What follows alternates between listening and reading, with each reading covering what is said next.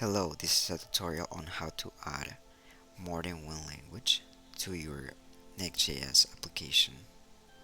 So this process is called internationalization, and we're going to use the library Next-Intl, which makes the job so much easier. So let's get started.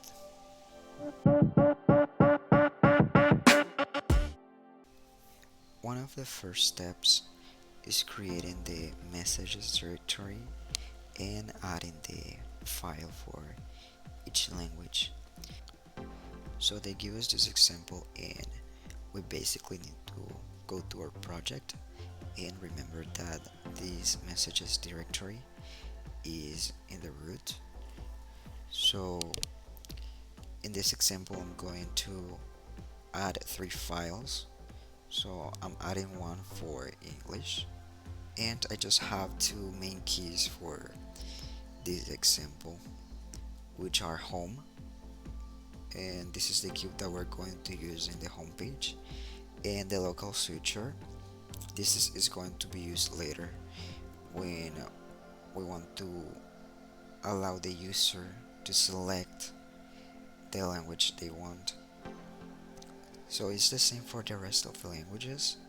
As you can see, they have the same keys. The only thing that changes is the value. This is going to be the first step. Next, we need to edit a special file, the nextconfig.mjs. This will specify the configuration for i18n. So we can go to our project. This file is already added when you set up a Next.js app, so you can just copy the code that they provide here and paste it. I have already done it, but it's very simple. You just have to edit it. And the next step is also very simple. What we need to do is to create this file i18n, and this needs to be under the source directory. So you can just copy the code and it will be under source. I already have it on here. So one of the differences, as you can see from the example that they give us, is that we need to update the locals array, because right now the example that they give us has English and German. So you need to include the languages that you want to support on your web page. So for my web page, I want to add Spanish and French. So I'm adding those two to the locals array, and that's basically it for this file. You just need to pay attention to this locals array. The next step is to add the middleware, which is also located in the source directory. So again, you can just go ahead and copy and create a file. I already have it created, and paste. Now on here you need to update the locals to the locals array according to the language that your website supports. So again, they give us this example that includes German, and one thing that you need to pay attention to is this default local. So in this example, I'm going to keep the English as the default language. And another thing that you need to update is the matcher. Again, I'm going to keep the English language as a default. I just added the other languages that I support on my page, and I also added them on here. So we can move to the next step.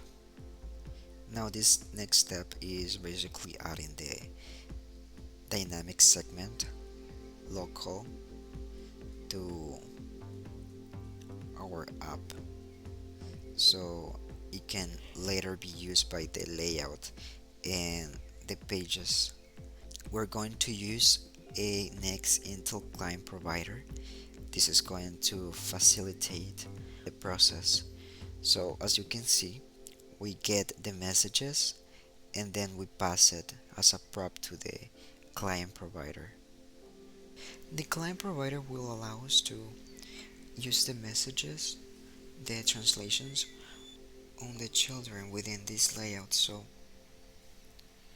we can go ahead and copy the code that they give us, and I already have it on here.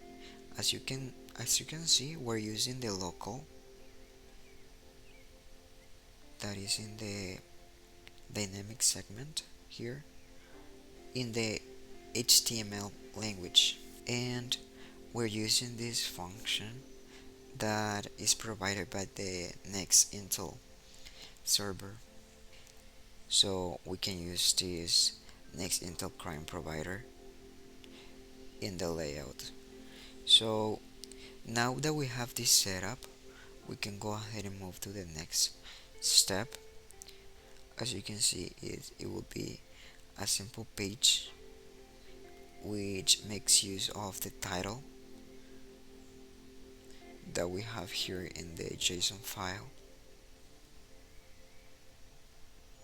I already have it set up. So as you can see, it's very simple. We're calling use translations, and we're calling the key home, and then we're using this constant t, and we're accessing t, and we're getting the title. So the value of title is this string. So now that everything is working, we should be able to see that.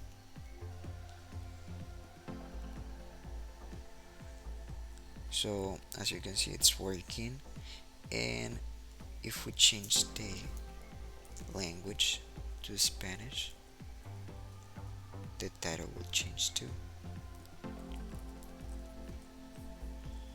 and the same with French. So now that is working, the next step will be to add the switch in the navbar. For the switch, I will be uploading another video which is going to be short and straightforward. So just to show you, this is the switch that I will be building on the next video. I will be linking that video to this one, so you can go watch that next. And it's going to be a very short video because I'm not adding too much information. It's just a simple navbar with the switch component. So if you're really interested in adding a switch to your website, you can go ahead and watch that one. So that was it for this first part, and thank you so much for watching.